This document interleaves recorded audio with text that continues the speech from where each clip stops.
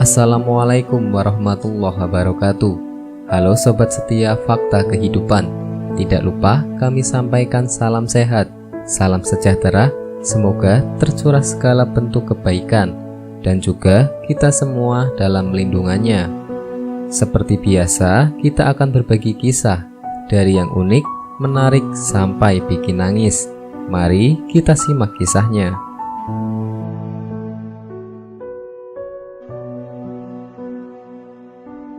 Jangan tinggalkan dua surat ini saat sholat subuh. Setelah membaca Al-Fatihah seperti yang dicontohkan Nabi Muhammad SAW.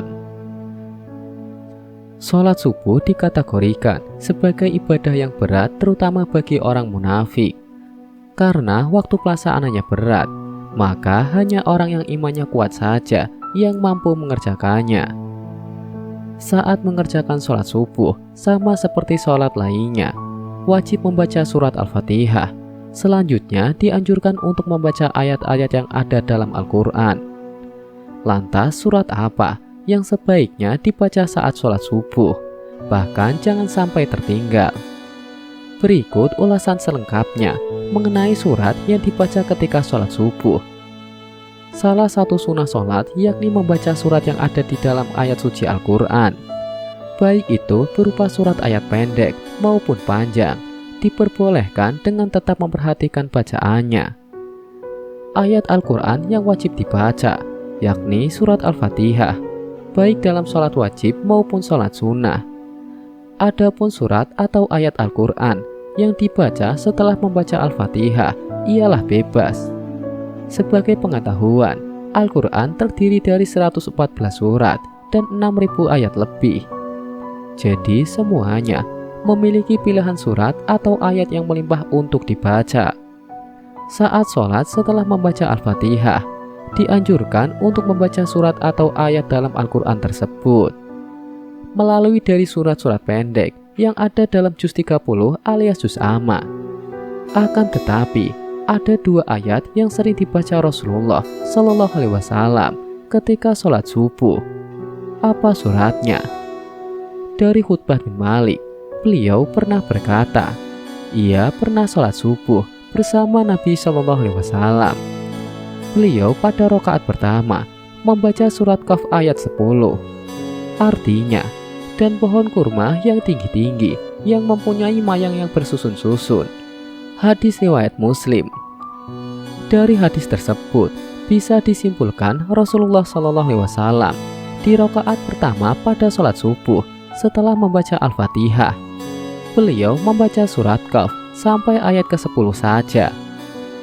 Isi surat Qaf ini intinya adalah untuk memperingatkan manusia tentang kejadian mereka, manusia yang mengingatkan tentang nikmat yang diberikan kepadanya.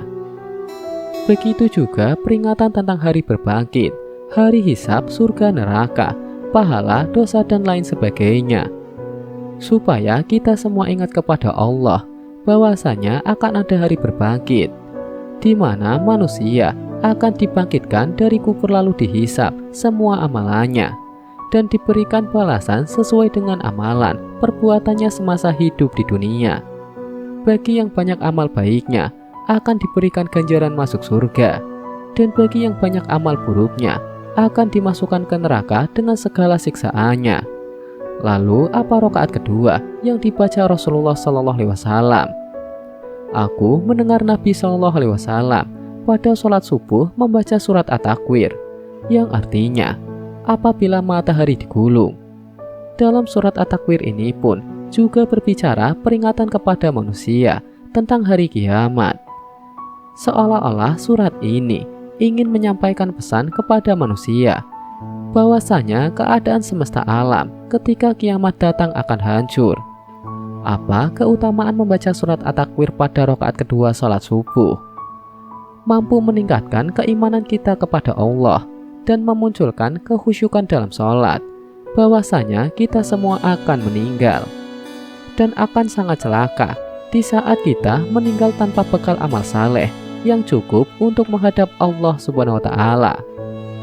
Bacalah surat ini saat mengerjakan sholat subuh dan pahami maknanya dengan baik. Insya Allah kita akan menjadi manusia yang senantiasa ingat kepada Allah. Ada juga kisah rajin sholat, tapi tak pernah dicatat malaikat. Ternyata ini penyebabnya. Rasulullah pernah menyampaikan kekhawatiran tentang sesuatu yang kemudian hari bisa menjangkiti umatnya. Beliau bersabda, "Sesungguhnya ada sesuatu yang aku takutkan di antara sesuatu yang paling aku takutkan menimpa umatku kelak, yaitu syirik kecil." Para sahabat bertanya, "Apakah syirik kecil itu?" Beliau menjawab, "Yaitu riya." Dalam sebuah hadis diceritakan pula bahwa di akhirat kelak ada sekelompok orang yang mengeluh, merangkak dan menangis. Mereka berkata, "Ya Allah, di dunia kami rajin melakukan sholat, tapi kami dicatat sebagai orang yang tidak mau melakukan sholat." Para malaikat menjawab, "Tidaklah kalian ingat, pada waktu kalian melakukan sholat, kalian bukan mengharap ridho Allah, tapi kalian mengharap pujian dari manusia. Kalau itu yang kalian cari, maka carilah manusia yang kau harapkan pujiannya itu." Jelas bahwa kualitas sebuah amal berbanding lurus dengan kualitas niat yang melatar belakanginya. Bila niat kita lurus, lurus pula amal kita. Namun bila niat kita bengkok, maka amal kita pun akan bengkok. Agar niat kita senantiasa lurus dan ikhlas, alangkah baiknya apabila kita menghayati kembali janji-janji yang selalu kita ucapkan pada saat sholat. "Sesungguhnya sholatku ibadahku, hidup dan matiku hanyalah untuk Allah, seru sekalian alam." Semoga kisah di atas bisa menjadi pelajaran untuk kita semua. Sekian, wallahu a'lam bishawab.